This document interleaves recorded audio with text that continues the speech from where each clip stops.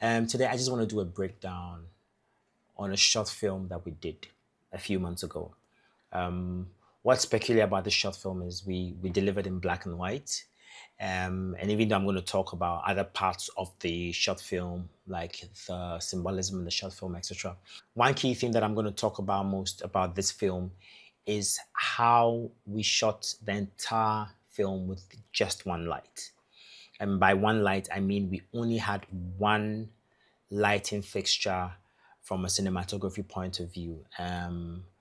Everything else was either something that was already in the scene or natural light. So that's the angle of which this video is going to go. I'm going to take you through all the shots. I'm going to break it down for you so you understand how we were able to do that. The link to the film is below. You can take a look at that before you come and watch this breakdown, or you can watch this breakdown and then go back to watching the film. And let me know what you think about the film, and let me know what you think about the approach to this. Okay, so just so you know, the film has adult content, so this is not a video that's appropriate for children. So we're going to start with the first shot, which is this scene right here. Now, if you notice in the scene, there's the main um, focal point for lighting is here. But then you can also tell that there's a practical light over here. Now, basically, all we did is that there was a window on this side of the screen, on this side of the room. So all we had to do was throw in the light from the window. This practical was just here just to create some contrast or something to break the depth on this part of the screen. But basically all we do was threw the light in, it hit the subject from this angle, and then there was a spill that hit the wall behind the subject.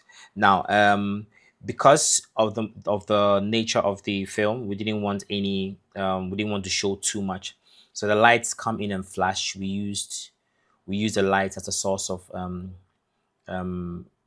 we made the light look like it was lightning coming from this part of the screen.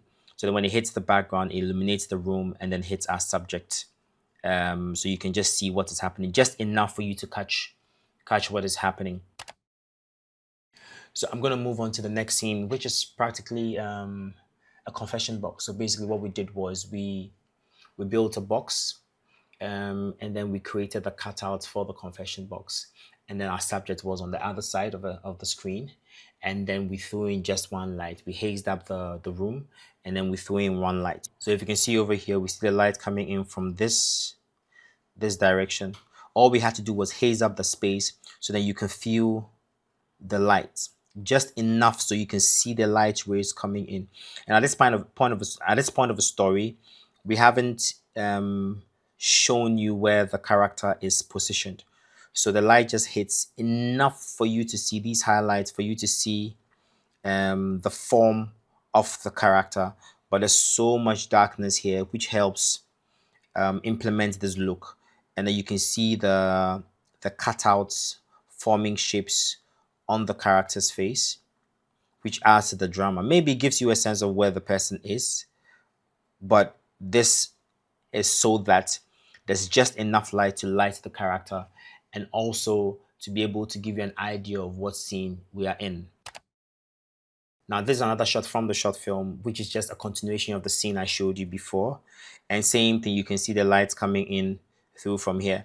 This time, my character is turned slightly towards us, so you can see a bit more of the form, but still seeing the highlights, even hitting the hair that is out of focus.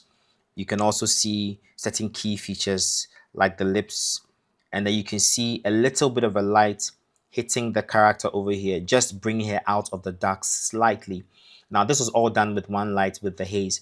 So the light you see is a result of it bouncing off her clothes to hit this side of the face. But basically, it was just one light, just enough for you to see enough of the character, see what is happening. And even with the scene as she's turning around, you get to see parts of her face, but all through this one light setup. The next thing I want to talk about is a scene where in the film we are inside her head. that voices in their head. So I needed it to feel almost surreal, but still natural. So basically, all we did was we threw one huge light from outside the window, the same window that we lit the other scene from. And that's all that it was. The light was just hitting from the back. We hazed up the space so that you could feel the light coming and filling the entire room, and also block out the shape of the window because we didn't want that to show. Now, the light from the front lighting her face is as a result of the brightness of the light coming in from the window, hitting the ceiling, and then hitting her face. So, as you realize, it's just one light, as bright as possible, almost pointing into the camera, so that we could get this almost haze-like effect of the scene. With the next shot, you can see a bit more detail in the scene, and you can see another source of light. If you look, if you look on this side, you see the practical lamp that we were talking about. That was placed in the scene, this particular scene, and you can see the light coming in from one direction, from the window, and that's what hits the character over here. That's what lights up the bed. That's what spills onto the wall here for you to see this shape. And then this practical illuminates this side of the scene and cast a little bit of light onto the mattress over here so you can see enough to see this book and see the fixture. But what's nice about this scene is our two characters are just catching light on this side, but you can see that they are darkened out and there's a silhouette on this side, which helps give us some form of mystery to what they're doing, but also enough, just enough light for you to see the activity in the scene. So our next scene is back to the confession box, but this time is a wider shot. So it gives you a clearer sense of the setup for the scene. And even in terms of editing, progressing the story, we started with a close-up, so you are oblivious, the audience is oblivious of where the person is. They may have an idea. So the dialogue is a bit misleading, and the dialogue could mean several things. But then with this shot, we open up a bit more, and then we situate the character in the scene, so you see where the character is. And this is the cutouts from the window I was talking about, so you can see the shapes in the window, and which is just like a flat that we cut out these shapes. And also you can see the light streaking through this flat, and then you see it hit our character in these lit areas, which is just enough to show you what is happening in the scene and show our character. It also hits her outfit, so we don't see too much of the outfit, but you have a sense of what she's wearing, and you can see that she's wearing a scarf. And then it also continues to spill onto the background over here, which gives you a sense of depth, because now you feel how small the space is, because you can see the light hit the background. I mean, this is the shot that sets the tone and breaks the ambiguity from the first scene that we had. Okay, so in this shot, we are back in the bedroom. Still one light. We maintain this one light thing because, like I said, the main reason why I stuck with the one light setup was because I wanted to go for this contrasty feel. I mean, the film is about duality. So I wanted the subjects to be lit in, to either be in the light or in the dark. And the play of the light and dark is what brings, or what tells a story, or what lets you see the action of the picture. So if you look at this one, there's a soft curtain over here, which we throw the light through, which helps diffuse it. There's some amount of haze in the shot, but not too much.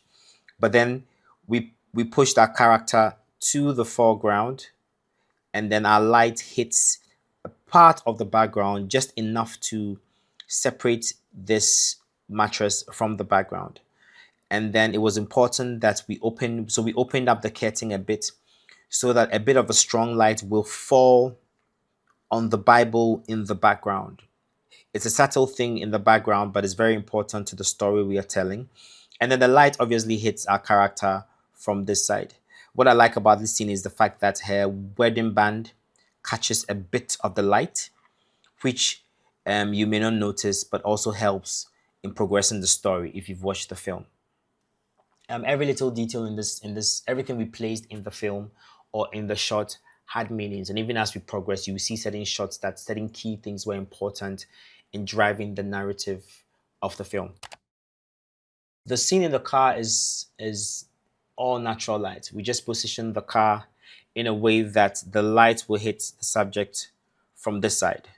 So all you see is just natural light from this side, and as you can tell, it's about the sun is about, maybe this we shot around maybe 2 p.m., 3 p.m.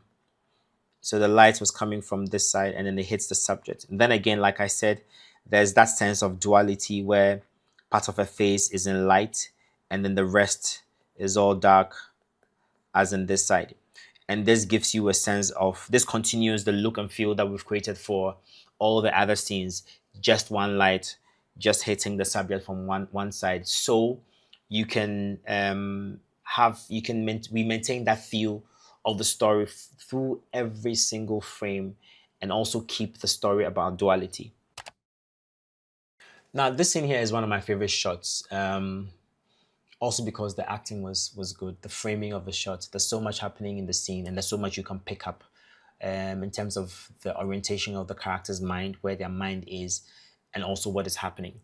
So you can see from this side, one light setup, and this light helps us create the contrast in the cloth, to give us a sense of activity or what is happening.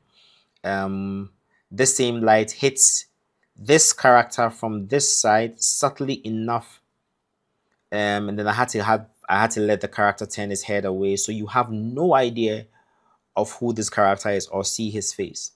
Just enough light to catch the sheets over here, so you know what's happening. And the key thing for me is this side of the shot. As much as everything happening in the shot is everything, everything happening in the shot has a certain impact on the story. Her look over here is opposite what is happening, and you can tell where her gaze is and how this side of the face is lit to bring attention into into the character, like sort of bring attention to her face, so that you can tell what is happening or what is not, and the light hitting her hands here, and the no activity here, also has a lot to tell, or has a lot to tell the audience about where her mind is. We're back in the confession box, and this time we flip the lights, or we flip the scene. So the light stays in the same direction coming from this side of the screen. By this side, I mean this side of the screen. But this time we throw it through, what was it? I think we opened the door. There was a door on this side, so we opened the door slightly. So the door was open slightly, and then the light was falling through the door. So basically, it hits our character, and you can see a bit of this. You can see it catching the gray on his beard. You can see the lips lit, and most importantly, we see this ring and the hand. Just enough for you to make out what is happening, and also pick up some details that helps progress the story. So the shot you see here is a very interesting one. It's basically just enough light coming from outside the window, and what we did was we use an aperture. So we the aperture has effects, so we put it on the thunder, I think lightning, and put water on the glass over here, and as the water was dripping down, we fired the lights through. What you see over here is a darker curtain. So even as the light is firing through, that's coming through this side of a window, you can catch a bit of that highlight behind the darkened curtain. But most importantly, it lights up the window, so you can see the water droplets coupled with the sound effects you hear at this stage, it makes you see what is happening in the scene. It was important that we kept a lot of things in the dark and leave our audience's mind filling in the gaps. We didn't want to be very candid with some of the things we were showing. What we were portraying had a greater goal of helping the narrative. It wasn't important that we showed it clearly, but we needed to suggest. And the plan was to use sound and flashes of light to just trigger the perception, or trigger the a portrayal of something, but it's not really being there. So if you look at this scene, we see the silhouette of our character over here that is also backlit, just enough so you can see hair shape, but then you can also see the light hitting our character here and showing the most important prop of the scene. And that's just in a flash, but enough for you to catch what's happening over there. Now this is my favorite shot of the film. Um, it is my favorite because it was partly accidental, but then we used the accidental to help what we were doing. So what had happened was we had lit the scene. Um, the plan was to have just enough light hitting the glass over here, just enough light catching her eyes so we can see the direction of her eyes and where she's looking. Um, the composition of the scene was to create that connection between her and the subject who was elevated. So the eye line is higher, but then we have the light catching the glass over here, and then we see enough light hitting her hands so we can see where her hands are. Now this is what we were lighting for, this part of the shot. But then what happened was we realized that in throwing the light, we threw it through a gobo, which gave us this cathedral-like effect over here, which I thought was amazing. And in sound design, we added the bell just so it would bring your attention to this shape and the activity happening over here. The next shot is what we used for one of the posters. And what I like about the shot is the intensity in the character's eyes. I mean, the actress was amazing. Gina did an amazing job.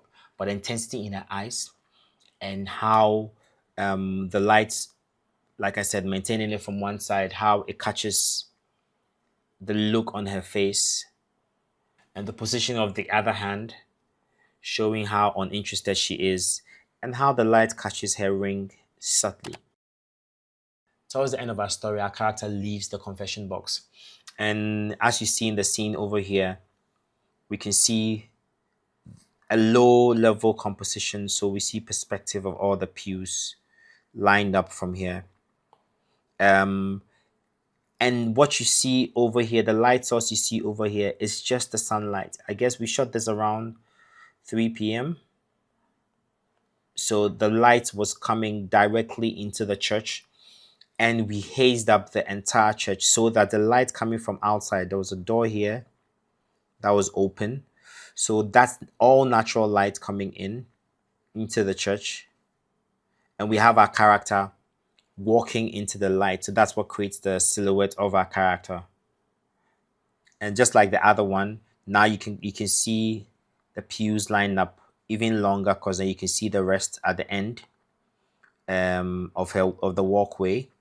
And then you can see her walking away. The silhouette is getting lighter because now it's getting into the light.